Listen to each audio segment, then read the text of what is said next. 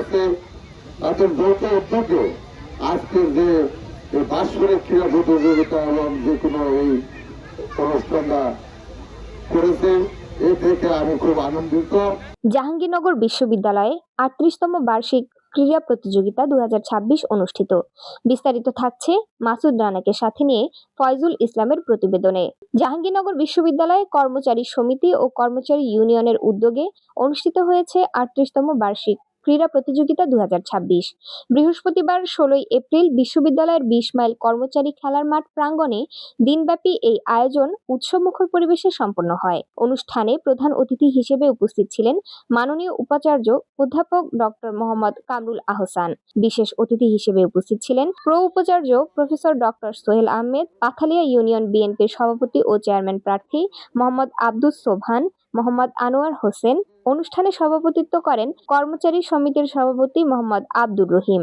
প্রধান অতিথির বক্তব্যে উপাচার্য অধ্যাপক ডক্টর মোহাম্মদ কামরুল আহসান বলেন, ক্রীড়া শুধু শরীরচর্চা নয়, এটি মানসিক বিকাশ ও কর্মদক্ষতা বৃদ্ধির একটি গুরুত্বপূর্ণ মাধ্যম। বিশ্ববিদ্যালয়ের কর্মচারীরা এই ধরনের ক্রীড়া আয়োজনের মাধ্যমে পারস্পরিক সম্প্রীতি, সৌহার্দ্য ও ভ্রাতৃত্ববোধ আরও দৃঢ় করতে পারেন।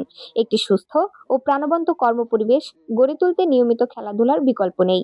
তিনি আরও বলেন, জাহাঙ্গীরনগর বিশ্ববিদ্যালয় পরিবার একটি বৃহৎ পরিবার। এখানে শিক্ষক, শিক্ষার্থী ও কর্মচারীদের মধ্যে পারস্পরিক সহযোগিতা ও সম্মান বজায় থাকলেই বিশ্ববিদ্যালয় এগিয়ে যাবে। এই ক্রীড়া প্রতিযোগিতা সেই বন্ধনকে আরও সুদৃঢ় করেছে।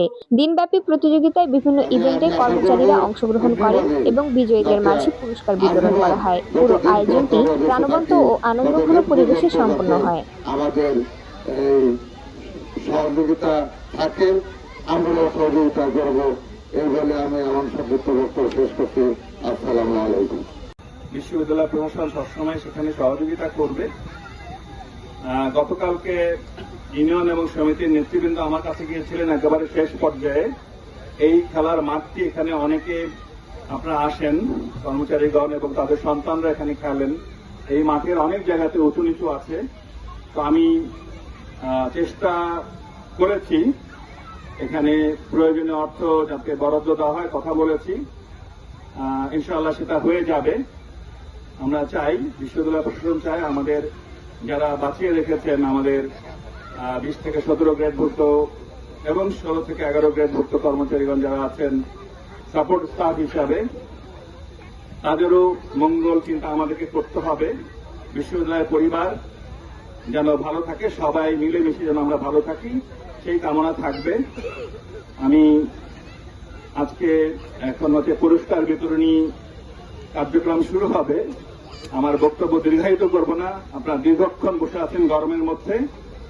আপনারা সবাই ভালো থাকবেন, সবাই সুস্থ থাকবেন, এই দোয়া করি।